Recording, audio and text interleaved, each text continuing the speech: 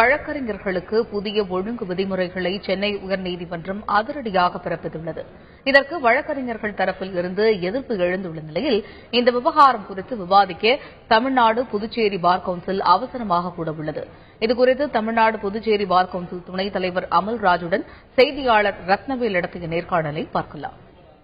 வழக்கறிஞர்கள் சட்டத்தில் புதிய திருத்தத்தை சென்னை உயர்நீதிமன்றம் கொண்டு வந்துள்ளது. இதன் காரணமாக வழக்கறிஞர்கள் உயர்நீதிமன்ற வளாகத்திலோ இல்ல நீதிமன்ற வளாகத்திலோ இல்ல நீதிமன்ற அறையிலோ ஆர்ப்பாட்டம் செய்தால் அவர்களுக்கு தடை விதிக்க நேரிடும்.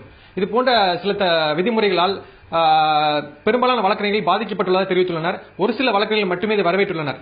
இந்த சட்டம் குறித்து தமிழ்நாடு புதுவை பார் கவுன்சில் என்ன செய்ய போகிறது? பார் கவுன்சில் துணைத் தலைவர் அமல்ராஜனும் பேசலாம். சார், நேற்று இந்த மாதிரி ஒரு சட்ட திருத்தத்தை கொண்டு வந்திருக்காங்க.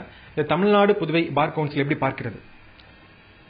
தமிழ்நாடு புதுவை பார் கவுன்சில் இது சட்ட திருத்தத்தை இந்த சட்ட திருத்தம் சரியானதா இல்ல இது இந்த ஆக்டுக்கு எதிரானதா அப்படின்றத மட்டும் தான் இப்ப நாங்க பார்த்துக் கொண்டிருக்கிறோம்.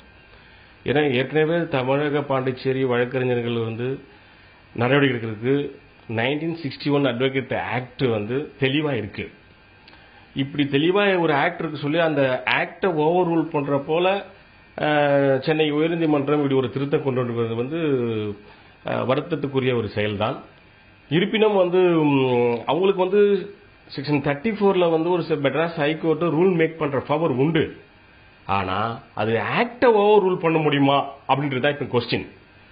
அதனால இப்ப நாங்க தமிழக பாண்டிச்சேரி வழக்கறிஞருடைய குழுமம் இப்போ எல்லாமே வெக்கேஷன்ல இருக்கிறதுனால இது விஷயமா உடனடியாக ஒரு அவசர கூட்டத்திற்கு ஏற்பாடு செய்திருக்கோம். அந்த அவசர கூட்டத்துக்கு அப்புறம் தான் ஜெனரல் பாடியில டிஸ்கஸ் பண்ணிட்டு நெக்ஸ்ட் முடிவு என்னன்றது நாங்க பின்னர் அறிவிக்கப்படும்.